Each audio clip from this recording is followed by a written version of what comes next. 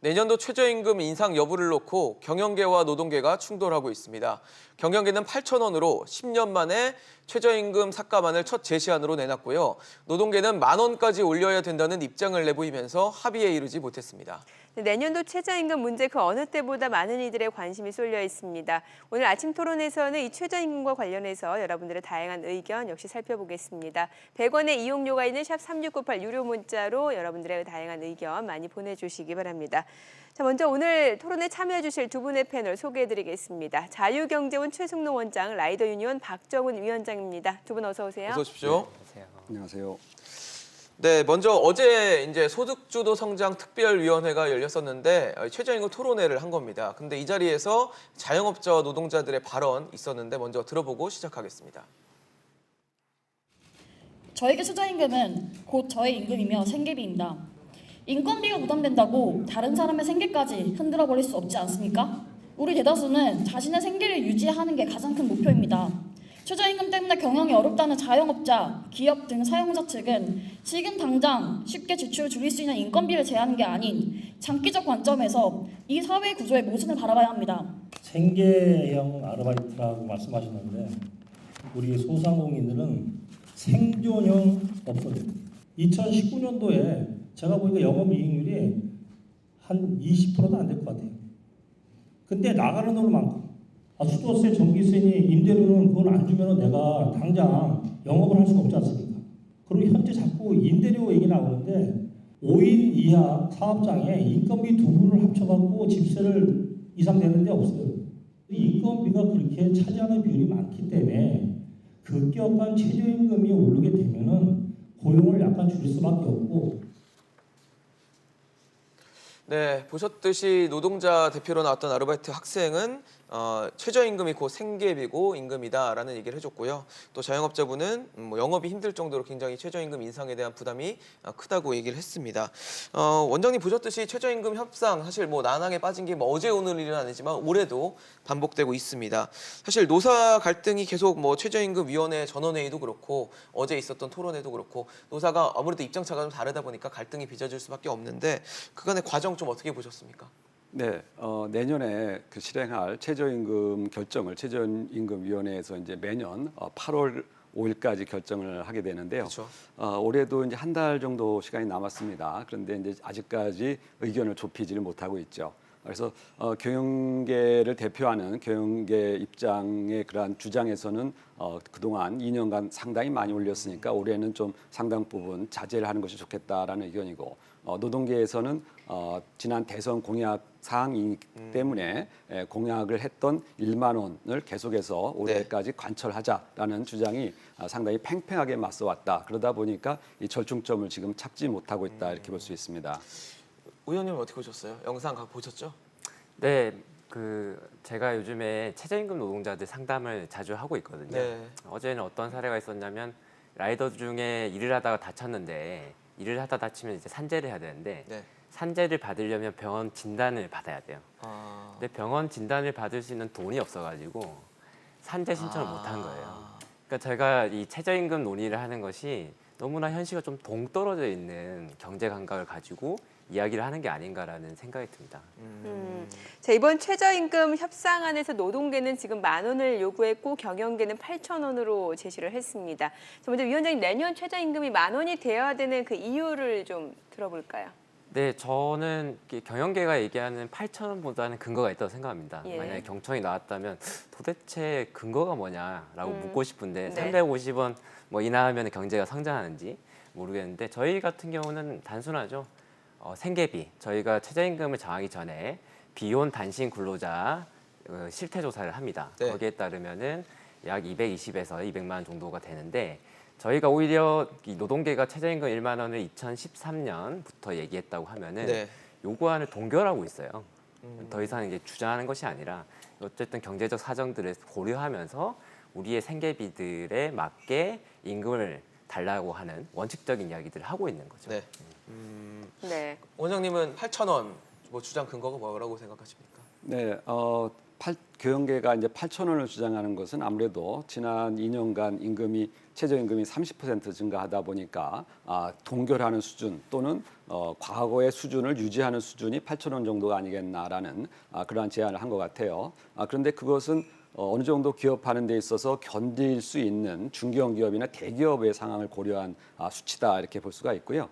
실질적으로 자영업이라든가 영세 사업자, 상당히 그 최저임금의 압박을 받고 있는 소상공인 같은 경우에 있어서는 사실 8,000원도 상당히 부담이 크죠. 그렇기 때문에 현장에서 소상공인의 입장을 고려한다면 실질적으로 최저임금은 4,000원 내지 5,000원 정도가 합리적인 수준이다라고도 볼 수가 있습니다. 그래서 이 최저임금이라는 것은 각 사업장별로 이 특성에 맞게 또 업종에 맞게 그 최저임금을 결정할 필요가 있는 것인데 그런 것은 대부분 원래 임금이라는 것은 사업자가 개인하고 서로 합의가 돼서 지출하는 것이 임금인데 이것을 중앙에서 대기업과 중견기업을 대변하는 교육층과 그다음에 대기업 노조를 대변하는 노동계층이 합의를 하다 보니까 주로 대기업 사업장에 적합한 수준에서 최저임금을 논의할 때가 많아요. 하지만 최저임금이라는 것은 대부분 소상공인처럼 현장에서 상당히 그 최저임금을 지키기 어려운 분들 그리고 최저임금의 적용을 받아서 생계에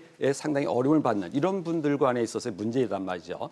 그런 면에서는 최저임금이 사실은 상당히 중앙 단위에서 획일적으로 결정하는 것은 한계가 있다 이렇게 볼 수가 있습니다. 네. 사실 올해 최저임금이 지금 8,350원이니까 그렇습니다. 8,000원이면은 한 4%, 4.2% 삭감을 한 숫자란 말이죠. 근데 삭감이라는 건 사실 최저임금이 계속 올라왔던 흐름을 봤을 때 좀 파격적인 제안이 아닐까 싶거든요. 과거에도 이런 사례가 있었나요? 네, 10여 년 전에 국제금융 위기가 이제 발생했을 때 네. 경영계층에서 5% 가까운 이제 하락을 주장을 했었던 적이 있었습니다. 그것은 아무래도 경제 위기를 감안한 수치다 이렇게 볼 수가 있고요. 지금 우리나라 경제의 흐름상으로 보면은 세계 경제 위는 아니지만 세계 경제는 상당히 좋은 흐름을 가고 있습니다만 우리나라 내부 경제가 상당히 좀 위축되는 흐름에 있죠. 이제 이런 것을 감안하고 또 최근에 최저임금이 급격하게 인상된 부분을 고려했을 때 8,000원 선이 적합하겠다라고 경영계층에서는 본 것 같습니다. 네. 유형님 사실 뭐 동결에 대한 얘기는 그 전에 제시하기 전에도 많이 있었지만 삭감은 좀 파격적이었던 것 같거든요, 사실. 네, 사실 제가 이 경제학 박사님이랑 토론을 하고 있는데 네네. 뭐 4,000원, 5,000원 얘기가 나오니까 좀 당황스럽고요. 그러니까 사실은 이게 노동시장이란 게 아시겠지만은 이게 수요 공급에 의해서 만들어지는 시장이 아니에요. 그러니까 그 말씀하신 대로 시장에서 최저임금보다 낮게 이야기한다는 거는 사장님들이 독점적 지위를 가지고 있기 때문에 너 8,000원에 일할래? 그러면은 생계를 위해서 노동자들이 8,000원에 일할 수밖에 없다는 거죠. 이거를 수요 독점적 시장이라고 하지 않습니까? 사실은 이제 교수님 같은 분들도 완전 경쟁 시장이라고 한다고 하면은 논문 실적, 뭐 책을 얼마나 냈는지, 방송 출연 이런 거에 따라서 완전 밀려나야 돼요. 근데 그런 거를 하지 않죠. 왜냐하면 그건 매우 비효율적이기 때문에 그렇습니다. 완전 경쟁 시장이 아니라는 거예요. 그리고 4,000원, 5,000원 하면은 한 달 80만 원 정도인 건데 어떻게 그렇게 용감한 얘기를 하시는지 모르겠고요. 그리고 2009년 경제위기 때 국제적 트렌드는 뭐였냐면 금융 중심의 이 경제를 바꿔서 실물 경제 중심으로 전환하자라는 반성이 있었습니다. 그래서 아큐파이 운동이 있었고 미국의 오바마 정부 같은 경우는 최저임금 인상을 얘기했고 전 세계적으로 최저임금 인상을 하자는 여론이 있었거든요. 세계적인 경제학 석학들이 그런 얘기들을 하고 있는데 왜 한국의 경제학자들 그리고 경영계 그리고 사장님들은 최저임금 삭감 그리고 최저임금 제도를 없애버리자는 이런 용감한 주장을 하시는지 잘 이해를 못하겠습니다. 네. 자, 지금 시청자분들 일단 문자 참여가 많으니까 그 내용 먼저 좀 소개를 해보도록 하겠습니다. 끝자리 9700님은 고용원 없는 자영업자가 많은데 왜 최저임금 때문에 자영업자가 힘드냐고 하는데 인건비 오르면 인건비만 오르나요? 관리비, 쌀값, 설탕, 고춧가루 등등 다 올라가요. 원자재 값이 다 오른다고요. 라고 올려주셨습니다. 또 7034님 임금 올리고 저는 하루 18시간씩 일하는데 가져가는 돈은 하나도 없습니다. 이제 견디기가 힘들어서 더 올리면 최저임금을 더 올리면 폐점해야 하는 상황입니다라고 아마 자영업자분으로 추정되는 분이 문자를 주셨습니다. 네. 끝자리 3758님. 인건비 인상 소상공인 죽이기네요. 지금도 임대료랑 알바비 주고 나면 알바비도 못 받는 사장이 많은데 10,000원 되면은 돈 빌려서 알바비 월급을 줘야 될 판입니다. 주휴수당을 없애던가 소상공인 살려주세요라고 어려움을 호소해 주셨습니다. 네, 또 마지막으로 8611님 위원장님, 그러니까 박정훈 위원장님 말씀하셨던 걸 아마 좀 얘기 듣고 문자를 주신 것 같은데요. 돈이 없어서 산재 처리 못했다는 얘기 들어보니까 마음이 너무 아프네요라고 문자를 주셨습니다. 네. 네. 지금 토론 계속 진행되는 동안 여러분들 문자 많이 주시면 저희가 토론에 반영하도록 하겠습니다. 네, 좀 여쭤볼 부분이 이제 현장에서 라이더 일을 직접 하고 계시니까 좀 여쭤볼게요. 그러면은 실제로 그 라이더 일을 하시는 분들은 중간중간 또 식사도 하셔야 될 거고 네. 또 그 운행 수단인 오토바이 들어가는 기름값도 부담을 해야 네. 되는데 그럼 이거는 월급으로 다 충당을 해야 되는 부분인 거죠? 고용 형태에 따라 다릅니다. 아. 그러니까 직고용 근로자 신분의 그 라이더 같은 경우는 오토바이라든지 관리비들이 나오는 거고요. 예. 근데 최근에 그 경영계 측에서 그 플랫폼 자본주의가 좀 등장하면서 플랫폼 노동이 그 확산되면서 어떤 방식이냐면 사장님으로 만드는 거예요. 아, 그러니까 저는 이제 편의점 다니다가 이런 얘기도 들었는데 편의점 알바가 저한테 이런 얘기를 한 거예요. 사장님이 용역 계약서를 쓰자고 했다. 왜냐하면 최저임금이라든지 주휴수당을 피하기 위해서 용역 계약서를 쓰라는 거예요. 그러니까 사실은 그러니까 개인 사업자로. 그렇죠. 예. 근데 사실은 근로자 신분으로서 최저임금이란 주휴수당이란 이런 거 보장받아야 되는데 이걸 회피하기 위해서 자영업자들이 이런 일들을 하고 있는 거죠. 이게 한두에 있었던 일들은 아니고 이거를 이제 플랫폼 형태로 해서 이제 개인 사업자 신분의 라이더들이 늘어나면서 기름값이라든지 그다음에 뭐 식대라든지 이런 걸 모두 책임지는 상태가 벌어지고 있는 상태고요. 이 배달료가 지금 최저임금 같은 것이 없기 때문에 예. 10년 전에도 3,000원, 네. 지금도 3,000원, 심지어는 다음 달에 한 2,700원으로 내려가는 경우도 있습니다. 네. 이렇게 최저임금 제도가 없으면 어떤 일이 벌어지는가 배달 산업을 보면 됩니다. 배달 한 건당 2,500원, 2,700원 하다 보니까 6개, 7개 들고 가게 되고 이게 예. 신호 위반과 사고 위험이 높아지는 거죠. 이게 경제 전체로 보면은 좋지 않은 현상이 벌어지기 때문에 최저임금 제도는 없애야 되는 게 아니라 보장해서 최소한의 보장들을 해야지 경제 생태계가 선순환하는 구조가 된다고 생각합니다. 이게 10,000원으로 올라가면 어느 정도 좀 보장이 될 거라고 이게 보시는 거예요? 왜냐하면은 최저임금이 오르면 최저임금만 오르는 게 아니라 예. 최저임금과 비교해서 그 개인 사업자들의 소득이라든지 이런 것들이 인상 욕구들이 늘어나기 때문에 전반적인 소득 향상이 있고요. 최저임금 제도뿐만 아니라 이런 개인 사업자 신분으로 늘어나고 있는 플랫폼 노동자들에 대한 보완 정책도 역시 필요하다고 봅니다. 네.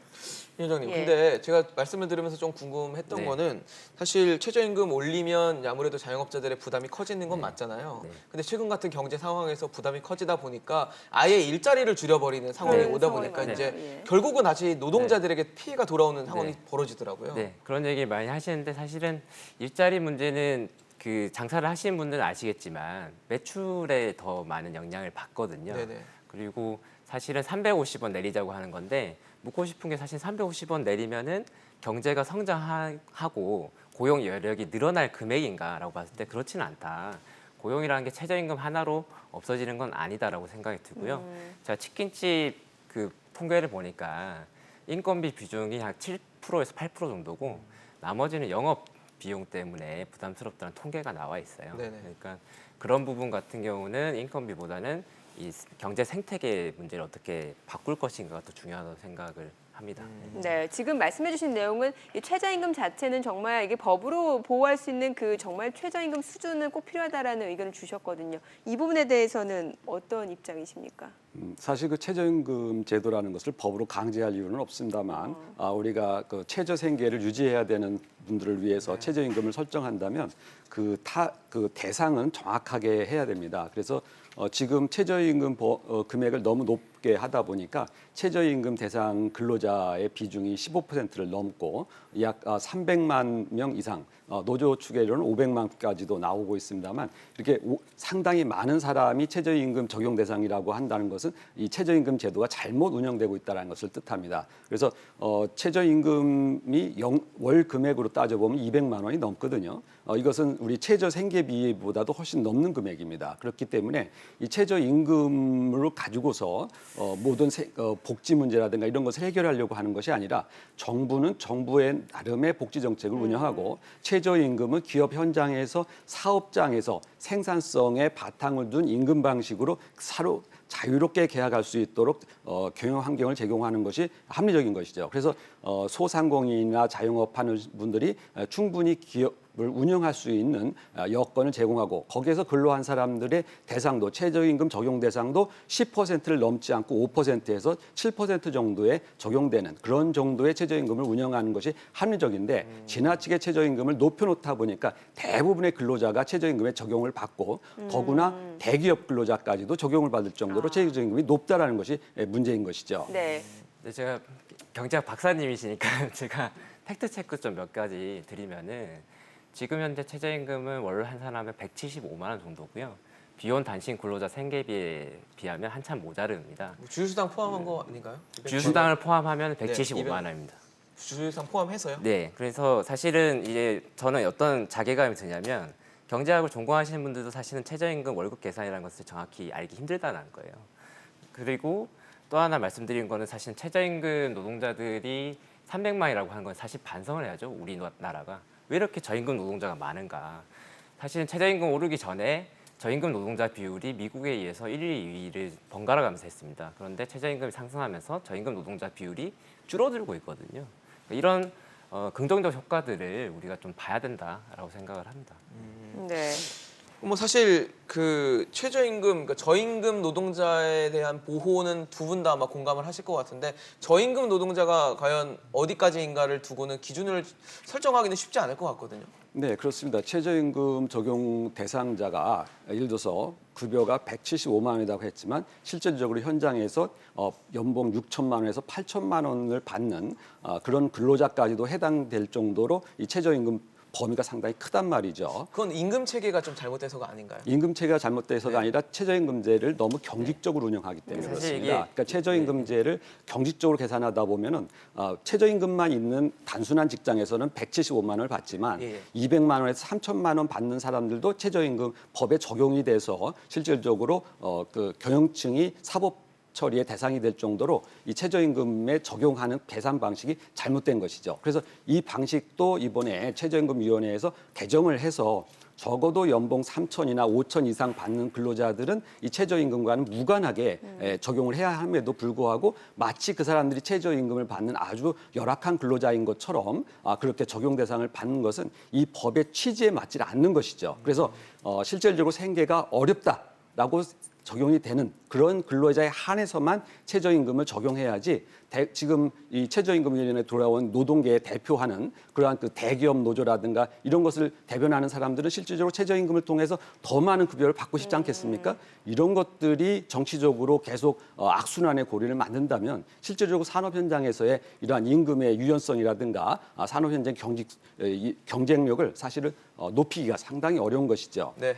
네, 이거 관련해서 좀 꼭 말씀드려야 될 것 네, 같아서 계속 말씀드리는 경제학 박사님이시기 때문에 네, 더 네. 말씀드리면 이게 임금 체계가 잘못돼서 만든 거예요. 왜냐하면은 기본급을 낮게 하고 나머지 연장, 수당금. 야간, 네. 뭐 김장 수당 이런 거 들어보셨는지 모르겠지만 명절 수당, 뭐 자녀 수당 이런 약 200가지 정도의 수당들을 채워 넣어서 이런 임금 체계를 만든 거예요. 왜 이렇게 냈냐? 연장, 야간 수당을 많이 주지 않기 위해서는 기본급을 낮게 해야지 기업한테 유리하기 때문에 이런 임금 체계를 만들었습니다. 이 임금 체계 만든 게 한국 경영자들이에요. 그래놓고 지금 최저임금 올려가지고 연봉 3천, 4천만 원짜리 노동자들도 해당한다고 하면은 안 되죠. 네, 자 시청자분들 내용 많이 올려주시니까요. 좀 네. 살펴보도록 하겠습니다. 끝자리 3652님, 최저임금 때문에 경제가 힘든가요? 무조건 최저임금은 올려야 합니다라고 또 올려주셨고요. 5474님은 최저임금은 선별적으로 적용해야 합니다라고 또 올려주셨습니다. 네, 6030님 현재 최저임금 최대임금 수준으로 책정됐습니다. 수요와 공급을 무시한 시장 개입은 생태계를 오히려 교란시키고 인플레를 유발합니다라고 문자를 주셨고요. 네, 또- 끝자리 6486님도 올려주셨는데요. 네네. 임금이 오르면 물가는 안 오르나요? 지금 서울이 세계 물가 4위입니다. 이게 말이 된다고 보십니까? 라고 또 올려주셨습니다. 네, 사실 지금 최저임금위원회에서 제시한 거는 첫 제시안입니다. 네. 아마 뭐 속내까지 제가 알 수는 없지만 10,000원과 8,000원으로 목표치를 두지진 않았을 것 같아요. 결국 조율 과정을 거치다 보면 어느 정도 중간점에서 그렇죠. 절충점을 찾을 것이라는 예상을 하시고 첫 제시안을 하셨을 것 같은데 현실적으로 보셨을 때 올해 최저임금은 한 이 정도 선에서 결정될 것 같다. 어느 정도로 보십니까?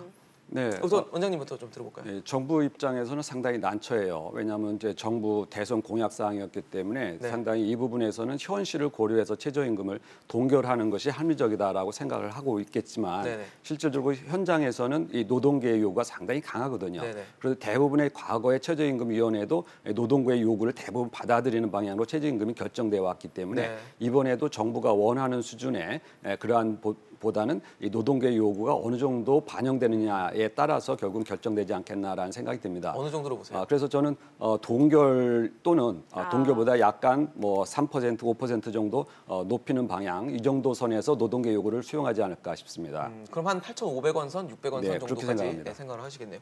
어떻게 보십니까, 위원장님? 얼마 정도로 보세요? 일단 노동계 요구를 수용해왔다는 건 사실이 아니고요. 지난 뭐 350원, 뭐 500원 이렇게 올린 적도 많고요. 그리고 우리가 지금 동결 주장을 했을 때 놓치지 말아야 되는 건 동결이라고 하는 거는 네. 물가 상승률이랑 경제 성장률을 합친 만큼을 올린 것을 사실상 동결이라고 봐야 됩니다. 경제학적으로 그렇잖아요. 그러니까 그거는 당연히 기본으로 까는 거고 그건 노동계 요구를 수용한 수준이 아니라는 거예요. 그게 한 3%, 4% 정도 될 텐데 그러면은 노동계 요구를 수용한다라고 하는 건 그리고 경제 저임금 노동 시장이 아니라 이 저임금 노동을 기반으로 한 경제 성장을 바꾸려고 한다면 문재인 정부가 바꾸려고 한다면 좀 더 많은 인상을 할 필요가 있다고 생각합니다. 네. 자, 끝으로 우리 시청자분들 의견 간략하게 조금 더 보고 마무리 짓도록 하겠습니다. 네. 끝자리 4611님, 영세 사업장은 인건비 자율에 맡겨주세요. 알바를 희망하는 사람 다 같이 피해봅니다. 3652님은 최저임금 때문에 경제가 힘든가요? 무조건 최저임금은 올려야 합니다라고 문자를 주셨습니다. 네, 자 그리고 끝자리 2895님, 우리나라는 해외 선진국과 같지 않아요. 가파르게 오른 상태에서 10,000원 인상은 안 됩니다. 공약과 현실은 다릅니다. 네, 사실 그리고 6682님 소상공인 자영업자 재량에 맡겨두는 게 맞다고 생각합니다라고 문자를 주셨습니다. 네, 자 지금 많이들 사실 최저임금과 관련해서는 또 뜨거운 감정인 것 같습니다. 아무쪼록 뭐 적절한 합의선을 찾아서 서로가 상생할 수 있는 방안이 네. 나올 수 있기를 좀 기대를 해보도록 하겠습니다. 박정훈 위원장, 최승로 원장이었습니다. 잘 들었습니다. 고맙습니다. 맞습니다.